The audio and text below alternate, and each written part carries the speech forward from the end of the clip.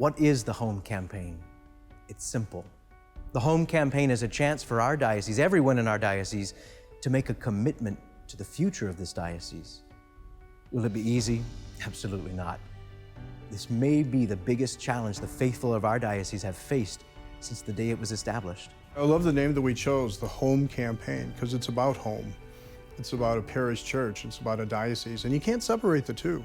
For a parish church doesn't exist without the diocese, and a diocese doesn't exist without the parish churches. Home, where we worship, where we teach, and where we serve. And I think that's a beautiful triad of service. It's not your parish and the diocese like we're some separate thing, but it is, we're the Catholic Church in East Tennessee. And without that sense of unity and identity, we would never have grown from the past. There are 5 real components to the Home Campaign, 5 areas where we as faithful Catholics can make a big difference. And it starts in our home parishes. And we're blessed, through the diocese. We were given the foundation, purchased land for us, and now we're in the process of working to make something real happen with that. And the people are working very hard, from the smallest children to the oldest, all trying to find a way to come up with the financial resources to create a place of worship that will honor God and attract even more people to the gift of the sacraments. The only thing that's stopping us right now is money. We are so anxious to have a worship space that I don't think it'll take long for us to raise the funds that we need. Sí, estamos muy emocionados todos. Estamos, ojalá y no pase tanto tiempo para que haya una iglesia aquí, una iglesia muy grande para todos nosotros. Every parish has projects that are always waiting in the wings because there's not enough funds to go around. But this is a great opportunity to say, we can finally do this project. This is what we've been waiting for. I think it's very timely for a lot of parishes. The religious education building was the old convent that the Dominican sisters lived in to teach our young people at the school that's now closed. Well, we've turned it into classrooms for our young people for religious education, but it's not finished. There's a lot of work. The 3rd floor is completely unfinished. Almost abandoned, and it needs a lot of TLC. Our commitment to the poor has always been strong and will remain that way.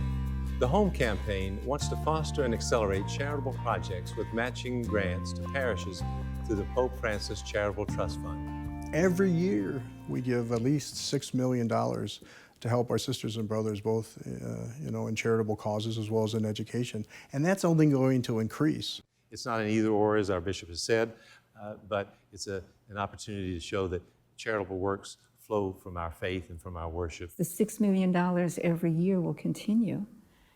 And if you do the math, in 5 years or less, we will have given to the poor more than we're giving to the cathedral. The priest retirement fund is really, as you might imagine, priests aren't exactly listed in the high earner bracket, but we try to pay them enough to make it a just wage. But look, everybody else, they have to set aside money for their retirement. And we want our priests to be able to live with dignity and enjoy the later years of their life when they're not able to work anymore. It's a matter of justice. Our guys give so much time and the totality of their life. In some ways, it's the diocese says to a pastor or a priest, thanks. We hope that you can enjoy your time, whatever you choose to do. For us as church, we always want to be able to offer that opportunity for Catholic education for the people who choose to send their kids to Catholic schools. In my years in education, sometimes I had parents who were very good people and would give whatever they could, but they couldn't afford to give much. And yet, the church offers them the opportunity for a Catholic education. The Sacred Heart Cathedral for our diocese is that symbol of unity, that symbol of charity in our diocese, because when we gather as one to pray, it leads us into charitable action in the world. The church's primary mission is to preach the gospel of Jesus Christ. And one of the ways that we do that is to create sacred space for everyone. If we understand that Christ is in every person, and our task and a privilege as a Catholic to share our resources, to share what we have to make someone else's life better, whether that's through helping the poor lift up their lives a little bit stronger, whether it's helping a small church get started or it's building a cathedral. This is about our future, but also for all the things that the foundation of our diocese has been built on for 25 years. We want to make sure that the church we hand on to the next generation is a church that continues to grow and have the capacity to grow. So I just invite people to join with me, because it's all about working together, but we join with Jesus, who invites us to build his church. And so I invite everyone to join me in doing just that. Very often people are tempted to think, well, our best days are behind us. Anybody who believes that the best days of the church are behind us, let them come to the Diocese of Knoxville. Anybody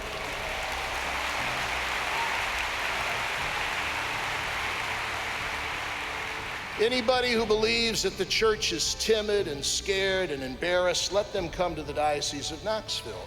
Anybody who believes that the church is old and tired and fatigued, let them come to the Diocese of Knoxville. And I thank you for the inspiration and the hope that you give me. Thank you.